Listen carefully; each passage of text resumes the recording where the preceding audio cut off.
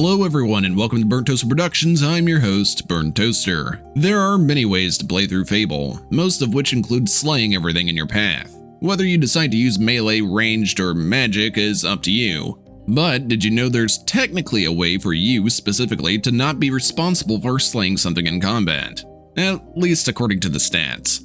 In today's video, I'll be going through the game essentially as a pacifist, but with a bit of a loophole. Because you could argue that the hero is well aware he is causing some form of pain and suffering, but doesn't want to cause it himself.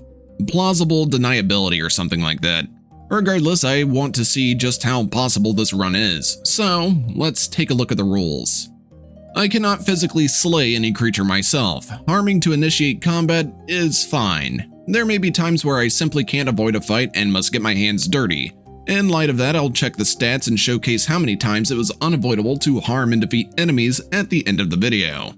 Will is allowed, though limited. Spells that outright deal damage like lightning or inflame are completely out of the question.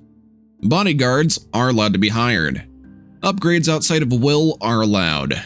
Potions and equipment are allowed to be bought. Due to the nature of this run relying on not so reliable combat methods, I'm going to be playing on the standard difficulty. I'm only allowed to fall in combat 3 times. Resurrection files will not be used as a method to escape the consequences of my poor decision making. If I fall a 3rd time, the run is considered a failure. And that's it for the rules. We'll get to the exact spells that are allowed to be used once I can be freed from the shackles of the guild. Now, let's get into the run, shall we? As usual, starting out I have the task of collecting gold for Teresa's birthday gift. I did so in the least violent way possible, well, for the most part. Meaning I accepted the bribe from the cheating husband, told his wife directly after, and stood watch over someone's stock, which I destroyed for a single coin. I was careful to not eliminate any of the living cargo or stowaways.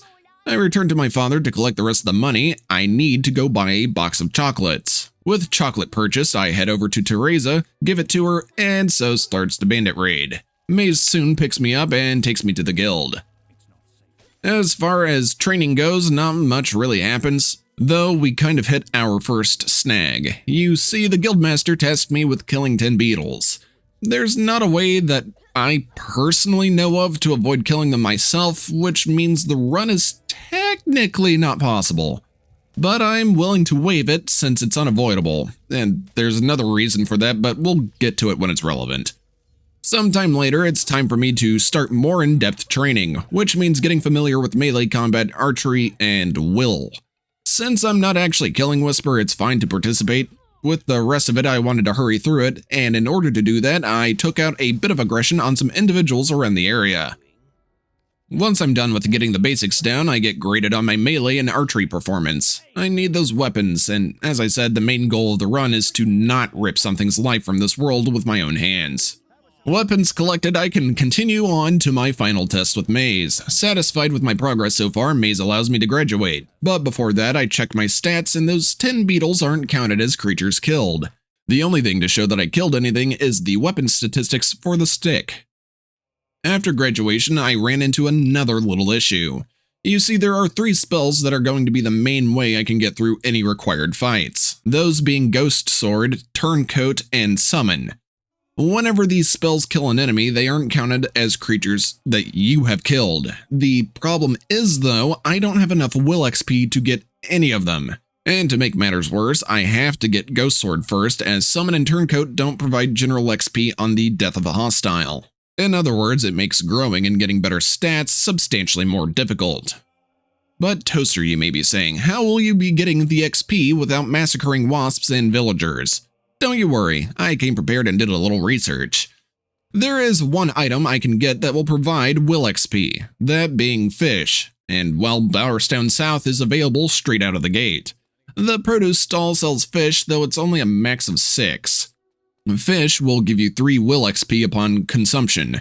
If you paid attention to the requirement for Ghost Sword, you'll know it needs 2500 XP. Divide that by 3 and you'll get 833.333 repeating. That tells you how many fish I'll need to eat before I can buy the spell. Naturally, since it has a decimal, I'll be rounding up to 834. It'll take way too long to get legitimately, whether through fishing and or buying and waiting for a restock.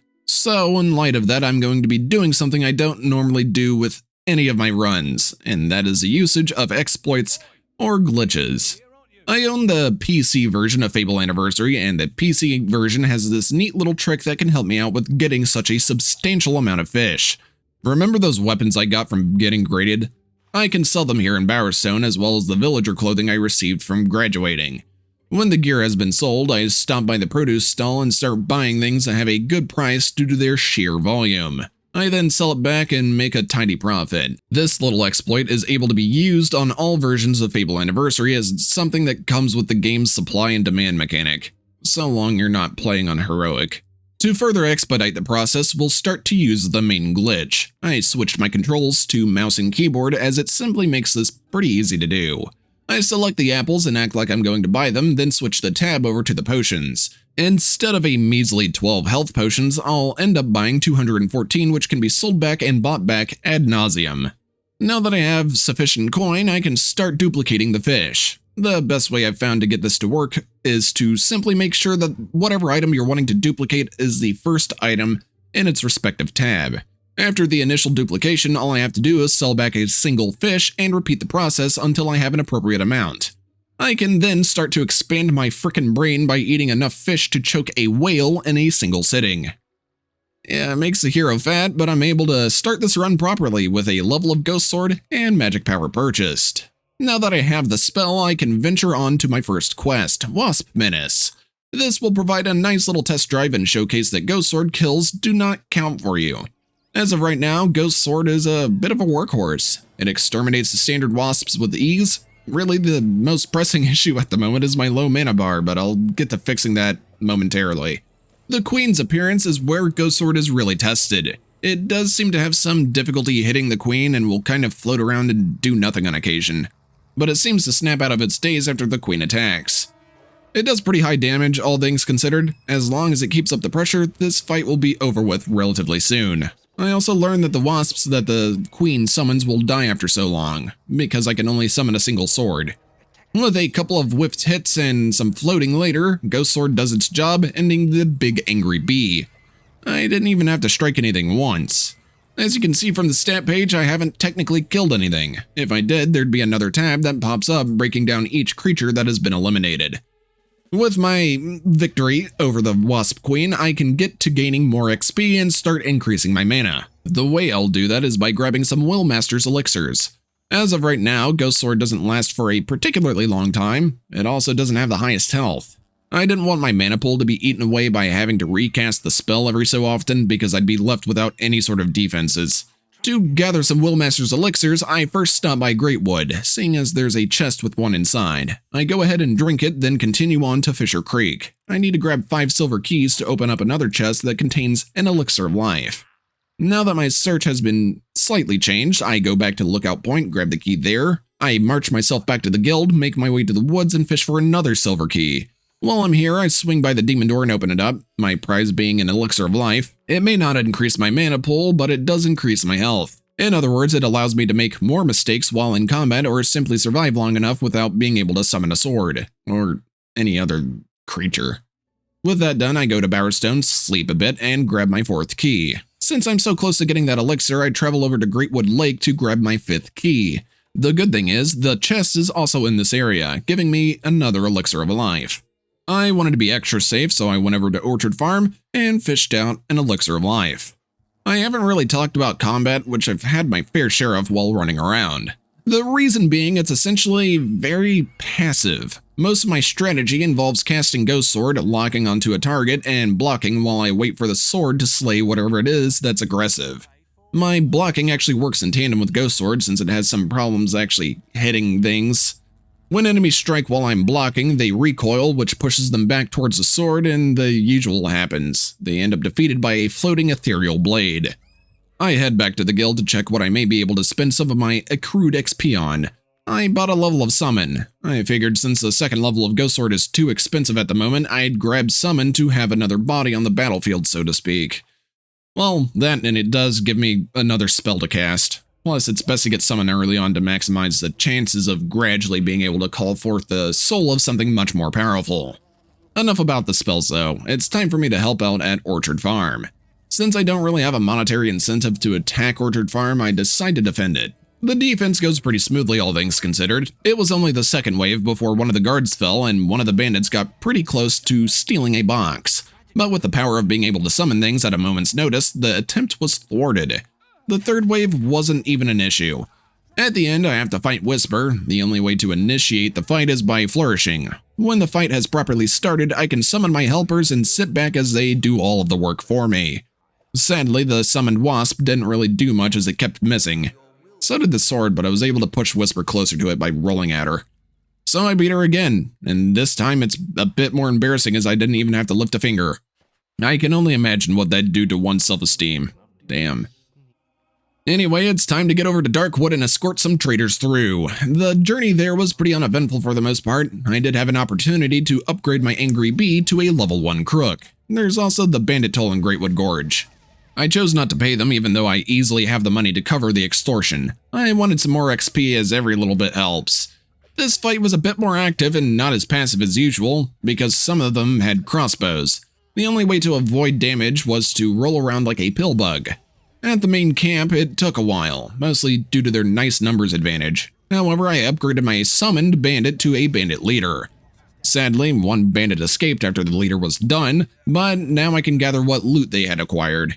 A flame augment, some money, a pick hammer, and some consumables. Eventually, I made it to Greatwood Caves. The hobs here were a bit annoying due to the spellslinger lobbing balls of magic at me. A really big problem with the available spells is the fact that I can't force them to prioritize certain targets. All that really means for me is more rolling around. Since I'm already right next to it, I enter the hob caves. I didn't forget that there's a Willmaster's elixir and a silver key chest, and I needed it. After grabbing the elixir, I teleported back to the guild, getting another level of magic power. No longer having any sort of distraction, I entered Darkwood proper. There's not anything special I do for this quest as I can easily go through it the way I normally do. It's especially important to do so this time around, as I can't really guarantee the safety of my charges, and simply tell them to wait at the entrance of an area before I go to clear it. The Balverine is a non-issue, and that's because all I have to do is literally block while my magical companions deal with it. The rest of it is stuff we've already seen, rolling, blocking, and technically not slaying bandits and a few hobs. Though later on in the quest, I decided to open up the demon door because I wanted something other than the apprentice robes on. It took roughly around 3 minutes to get through all the hobs, but I got through it and collected my prize of a set of Dark Will User robes. Near the end, it's time for me to fight the Earth Troll, and I think I found a problem with my spells. The summon spell seems to not want to actively attack the troll, and Ghost Sword, while active in trying to slay it, is whipping a lot of attacks. Although the reason summon may be being lazy is due to Ghost Sword actively attempting to fight. Still makes me want to grab my summon by the shoulders, frantically shake it, and ask, why can't you be like your brother? Regardless, Ghost Sword is doing its best and is actually damaging the troll in the process. It takes a nice bit of time, but eventually Ghost Sword makes its father proud and defeats the troll. Good job, son.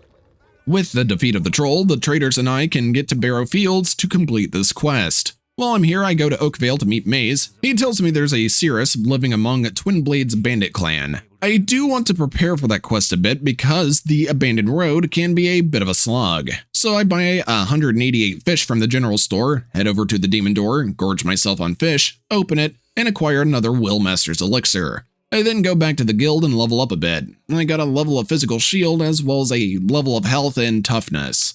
I'm as prepared as I can be at the moment. Let's get to that bandit camp. To get into the camp, I need to alert the guards, summon Ghost Sword, watch as they are felled, run to hide behind a rock, then wait for the new guards to come out. When they get into position, I make a beeline for the abandoned road. And what a slog it is. I only have 2 summons at any given time, and the bandits usually have more than that in any encounter around here. Not summons, but just more numbers. One good thing to come from this was upgrading my bandit. I am so glad that summon will not switch the creature if it's lesser than what is already summoned.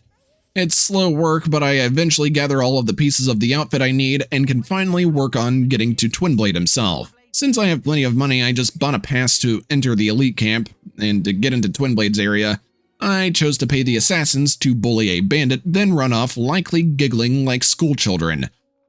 Now comes the fight with Twinblade. I can't use my spells at all in this fight. The only one I can use is Physical Shield, so Yeah, I had a steel axe just lying around and fought him with it. The only reason was to hasten the process rather than use the stick to beat him into submission. It's not like I have to kill him with a weapon after all. Once he submits, Teresa pops in, provides a bit of foreshadowing, gives me some general XP, and leaves. I chose to leave him alive as I felt it was fitting for this character, but there was an issue later on. After all of that, I chose to do the Traitor Massacre quest. I mean, it's not like I'm turning all the guards and traitors into worm food. That's all the work of my summons. I just showed up and had to hide behind my spells. At the end of the quest, I don't eliminate the final traitor from this plane of existence and go back to the guild to accept the Traitor Rescue quest. After the fight with Twinblade, I got my third and final spell for indirectly dishing out damage, Turncoat. If you couldn't tell by the name, it allows you to brainwash an enemy to fight on your side temporarily. That's where I hit a slight wall. I'm still not sure what caused this glitch, but my summoned help simply wouldn't attack the bandits.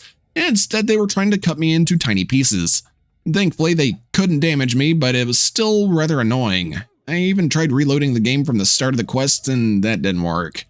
I had, forgotten to save after the Twinblade fight, and my most recent save was before I even started the quest, which meant I had to go back and redo that particular main quest. The process was pretty much all the same except for the fact that I bought an obsidian katana. I was annoyed and wanted to get through the initial scrap with Twinblade quicker. I also chose to end the bandits around us and Twinblade himself through the power of punching and hiding behind my summoned help like a sniveling coward. I can see why they didn't allow it in the first bit, because Ghost Sword destroys this man, even if I had to nudge the sword closer to his back for the final strike. When he's finally on the ground, I go back to the guild and level up. I got another level of Ghost Sword, magic power, and the first level of Turncoat again. Having finished leveling up, I can go see Maze to find out what he wants. It's just a small favor of finding the Archeologist. He's hiding out somewhere in Witchwood. Before I can reach his location, my summons must fight the rock troll. And just like last time, the summon spell is seemingly too afraid to actually do anything, but my ghost swords are, at the least, trying. Since I haven't attacked the troll's health bar is hidden. After about 3 minutes of watching something less interesting than paint drying, my curiosity got the best of me and I wanted to see how far along the swords got. Looks like they got to roughly halfway through its health. Far from great, but not too bad either. Another 3 or so minutes later, one of the swords struck it right before it was about to slam down and defeated it. It would have been against the rules for me to help them, but I'm an old-fashioned kind of father. Gotta let them do it themselves to learn and grow. With the troll turned into gravel, I can move onward to find the Archeologist. All I have to do is hit these stones in the correct order. I find the ingrate and loot his hovel once he is left. Afterwards, I return to the guild to check if I can upgrade anything, then accept the White Balverine quest. While I was going to Knothole Glade, not much happened. There was a particularly arduous fight with a couple of bandits, but that's about it. Sometime later, I make it to the village that has the luck of someone who puts shoes on their table and puts their hat on their bed. I fought off a few Balverines, which wasn't all that bad. I can actually take a more passive role since Balverines are purely melee enemies. Plus, they can't knock me over while I block. Once the initial wave of Balverines is defeated, I can enter the village where the chief tells me that they have been repeatedly attacked by a white Balverine. Naturally, it shows up and I have to attack it. The game doesn't consider the strikes made by my summons as hits. Oh well, it's not like this will even injure it. The chief tells me to go visit a hunter's wife since she likely has the most information on the beast. It drops on by again before I can talk to her and I have to fight it off for a second time. The white Balverine runs off again, and the hunter's wife comes out to give me a silver augment. I can't exactly use it, since I feel like the risk of killing it or the peons it calls for is a little too high. It attacks for a third time before being chased off again. Gotta give the fellow credit, he's persistent if nothing else. Thankfully, that means it's time to actually stop the thing from existing. It's not the worst fight I've had to watch, though once again that's primarily due to my swords doing a good job in being active, while my summoned bandit stands there like a lemon. Even when the white Balverine calls in some friends, my swords continue to do their job like pros. Before you know it, the white Balverine has perished from a ghost sword and I can collect its head. I stuck around a little longer to let my swords finish off the remaining stragglers. Now that it's clear, I head back to the chief who gives me a recommendation letter which will allow me to fight in the arena.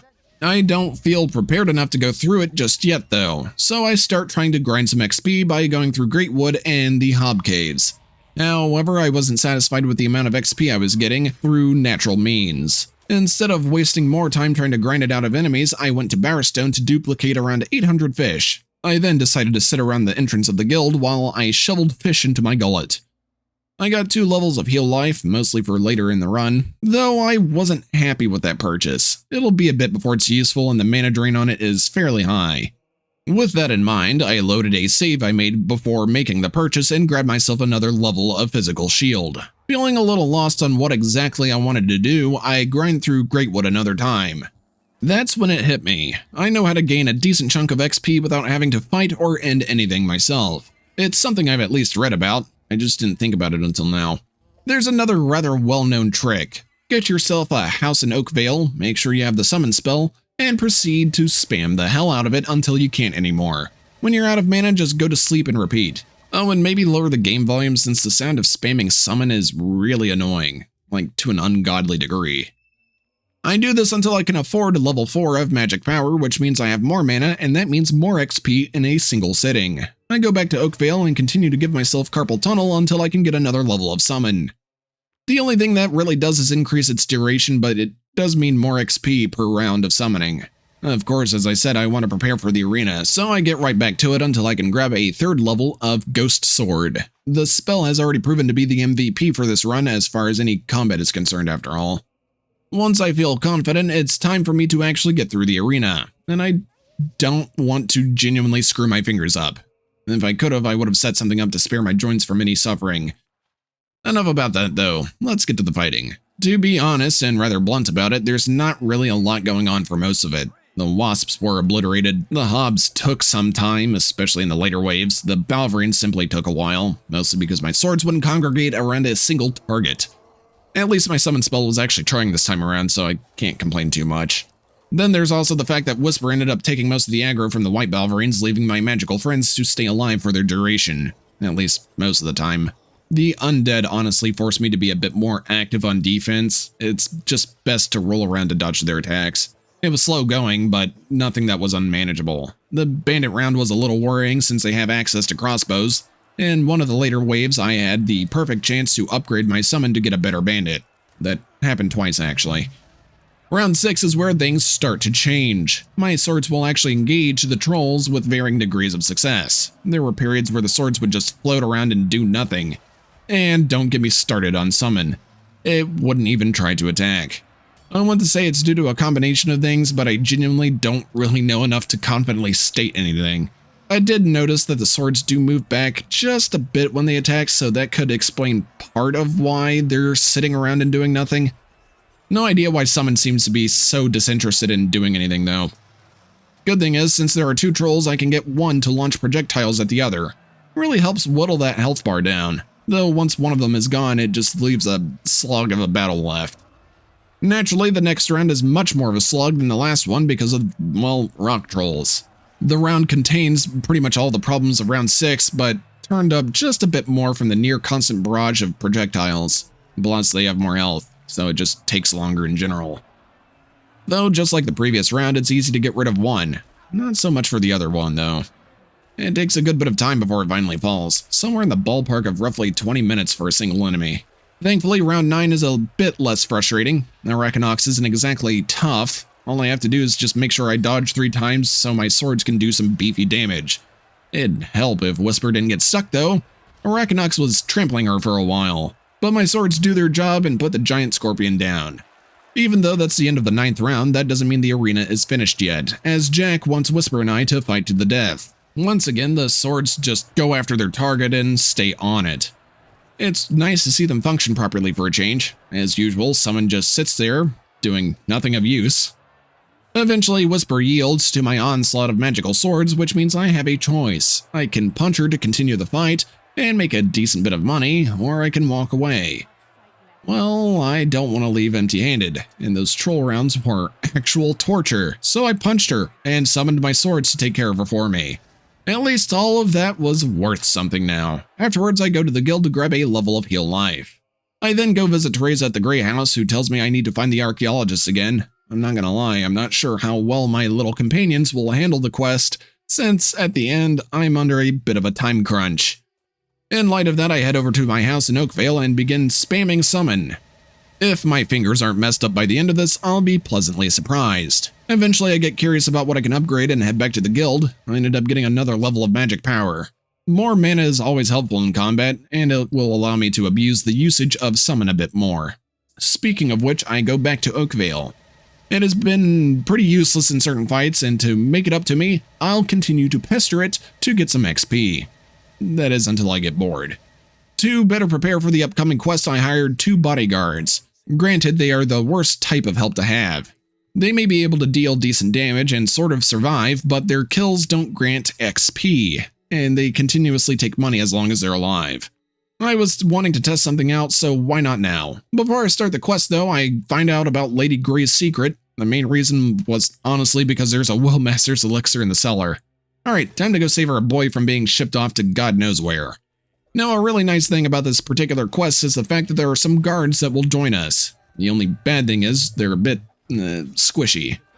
Anyway, during the first bout of fighting minions, the summon spell finally decided to wake up and took down a minion, which gives me one of the best summons to have. Minions have some good damage, speed, a moderately lengthy combo, and are fairly tough to boot. Fighting off minions is slow work, but then again every fight is a fair bit longer than usual. And, for once, I'm glad I don't have to fight them.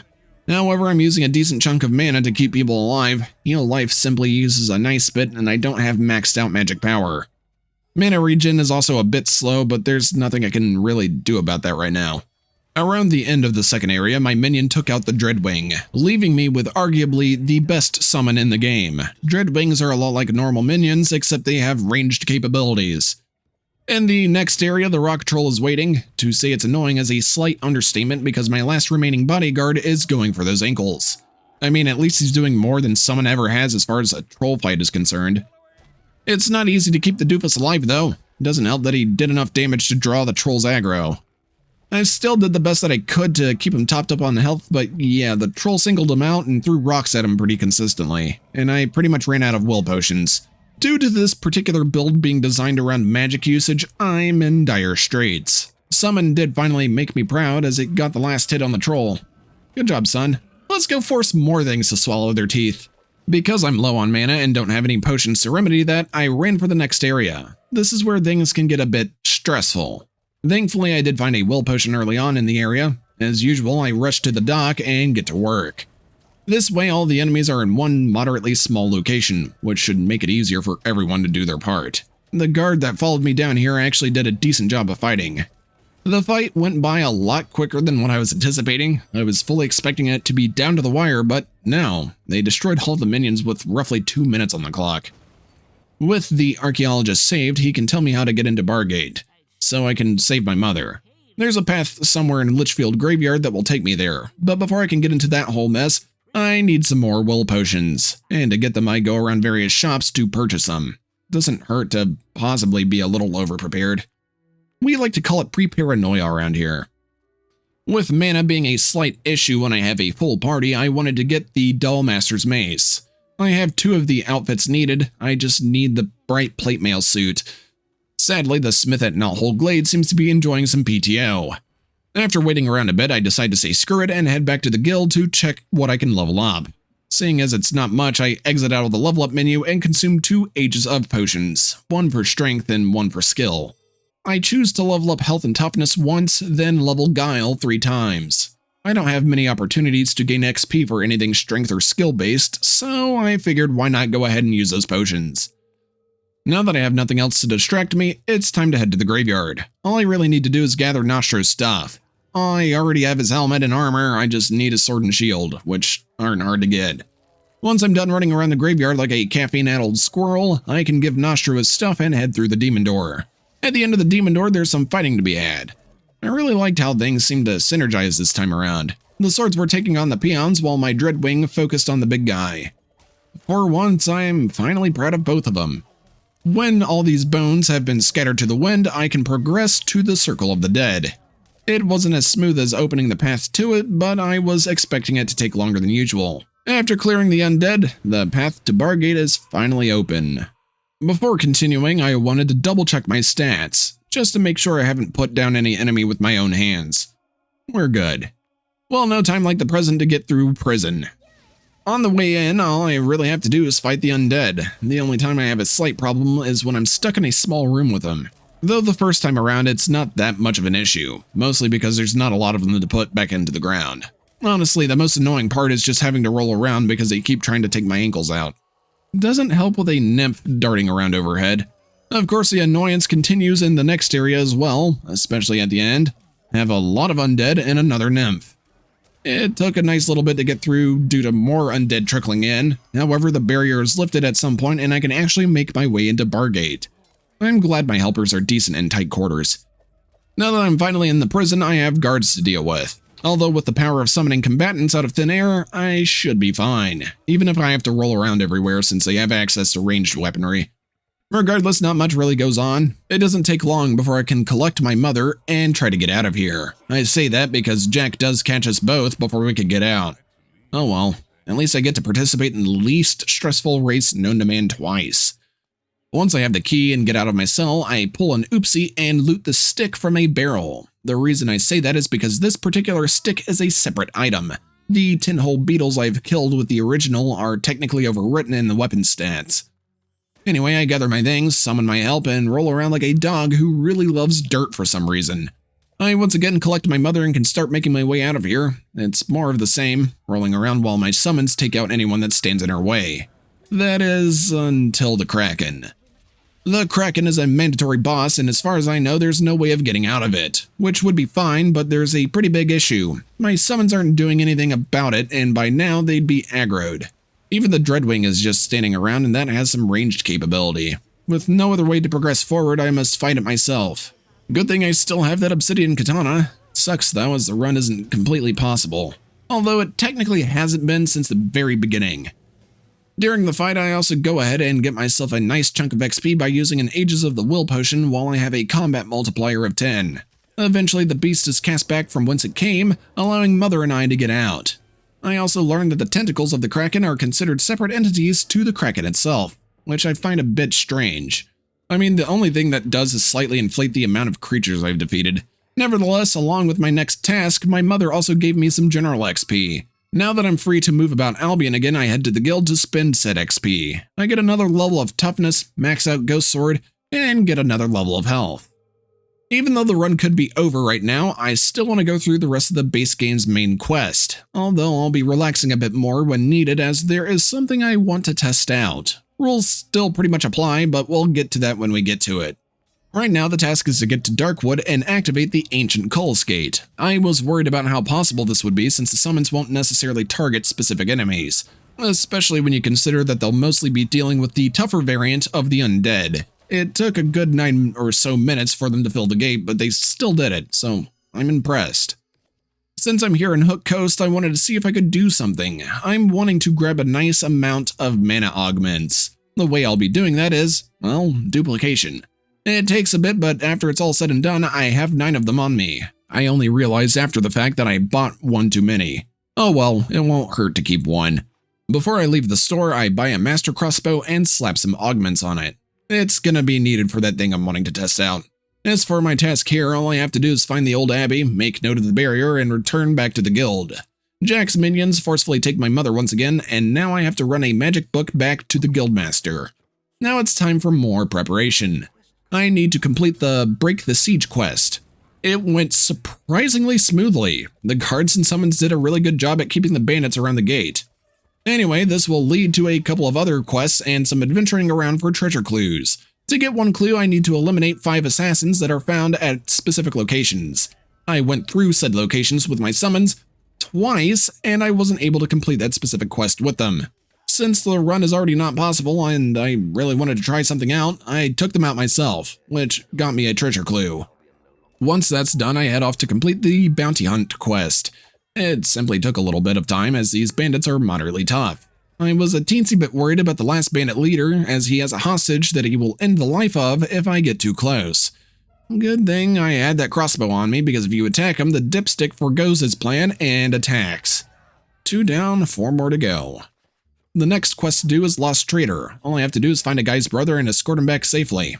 It's another one of those instances where not much happens. Pretty standard fare, all things considered. And what are a few bandits going to do against 4 magical ethereal swords plus a minion dreadwing? Anyway, that's 3 clues grabbed.